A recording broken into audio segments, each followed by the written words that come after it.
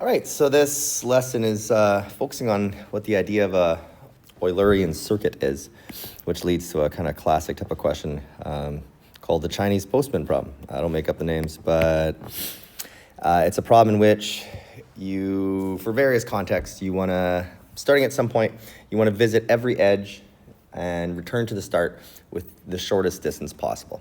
You want to minimize the weighting of all your edges. And sometimes we can figure out a route quite quickly. Sometimes we have to realize we have to double back on certain routes. And the key idea is this. If there is going to be an Eulerian circuit, which means a way to get all the way around, visiting every path exactly once and back to the start, that'll happen. That can only happen if every vertex has an even degree. And so if we look at this graph right here, every vertex is an even degree, 4, 2, 2, 2, 2. So there is always going to be a way, regardless from where you start, of a path that will visit every edge and return to the start. For example, I don't know, start at A, if I can go like this and back to the start. And there's always going to be some way, and it doesn't actually matter which point you start at. However, if there's a single vertex without an even degree, it's not possible without having to take some paths more than once. And that's what we'll expect to see more often. So here is a network that shows a bunch of roads connecting 7 villages. And we want to find, apparently there's a snowplow that's at village C, and once it makes its way around back to C and plow all these roads. We want the shortest possible route of doing this. So first thing to notice is, are there any vertices without an even degree? And we can see there are 2. There's vertex C, that has a degree of 3, and vertex O has a degree of 3. All the rest have a degree of 4. For example, E here has a degree of 4. So that means it's not going to be possible to start at C, end at C, cover every edge exactly once. Some of these will have to be gone through over twice. That said, there's only 2 vertices here with an odd degree, so this makes it relatively quick. The idea is, okay, I can make these 2 vertices have an even degree if I just draw another connection between them. For example, if I just show that twice, which kind of represents taking that road twice. Now notice C has a 4th degree, has a degree of 4, and same with O. And so while that will work, that 10 I drew, which represents taking that road of OC twice, is actually not the shortest route between them. Remember, our goal is not just to plow every road, it's to do that the minimum distance. And remember as well, on a graph, the visual length between lines doesn't really represent anything. It's the value that represents something.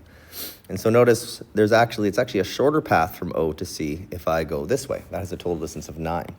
And so I am going to draw another visual edge here, but I'm going to label it 9 to represent this actually represents going back at some point along those routes more than once.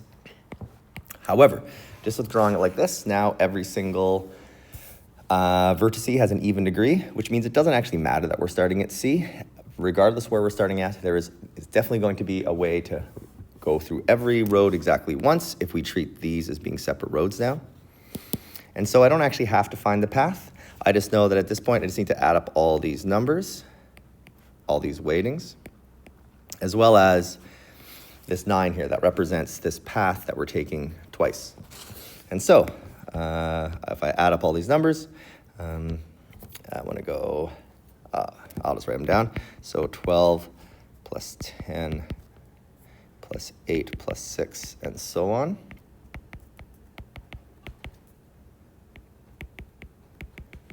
And then plus that 1 extra 9 at the end. Add that all up, we get 81. So are these all in kilometers? It doesn't actually say, so the total length is 81 units. And I should reference that the driver will take OB and BC twice.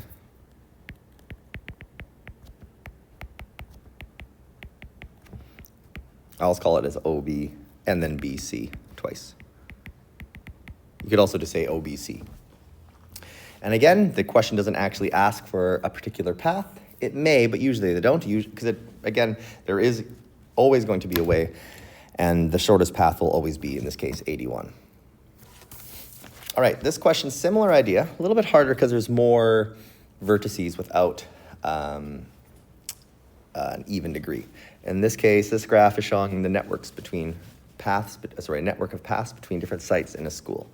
And it tells you that if you add up everything, you get 183, just to save us the time of adding these all up. We want to find the length of the shortest possible route, not the actual route. The length of the shortest possible route that begins and ends at A and uses each path at least once.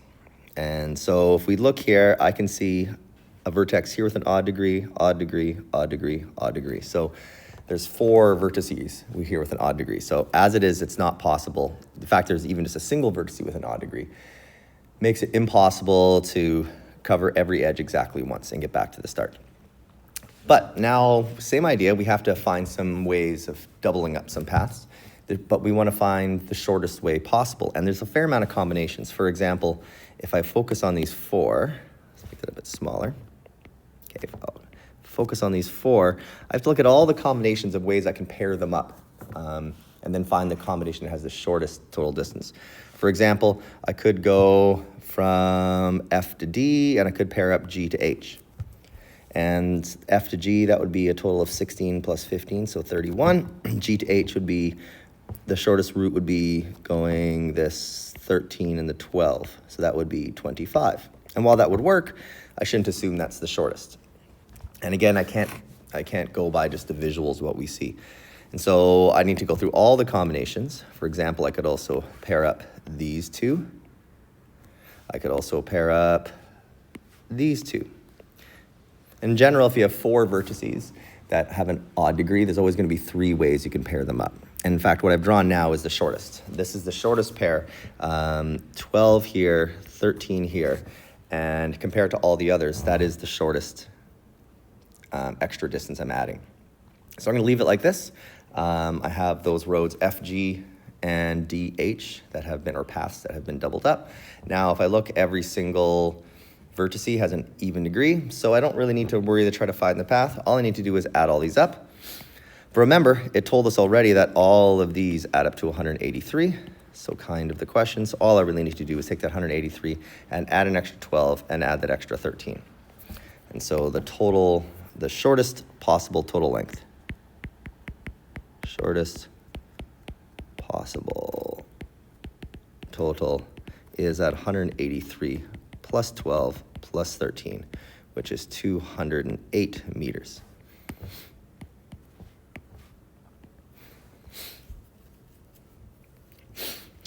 All right, so to finish it off, a new path that's 16 meters is built between sites G and H. So now what's the new length of the shortest possible route? So let me just go back to my visual here, and let me just draw that new path from G to H, and it says it's 16. All right, so now G and H both have an even degree, so I can erase those, which means all I have now are 2 vertices with an odd degree, and that's F and D. And so I need to find now, how can I pair up F and D in the shortest possible way? And I've already pointed out that from here to here is 31, but don't assume that's the shortest possible way.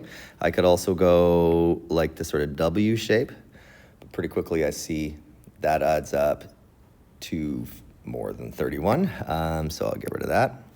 And again, you could also go like this. That's going to add up to more. The key is just, look at all your combinations, but in the end, that 31 will indeed be the shortest. And don't forget, we also have the 16 here. So at this point, I don't need to find the actual root. Every single vertex has an even degree, so I just want to add up all the values you see there, which again, everything in blue is 183, plus the 16, plus the 31, which should bring us to 230.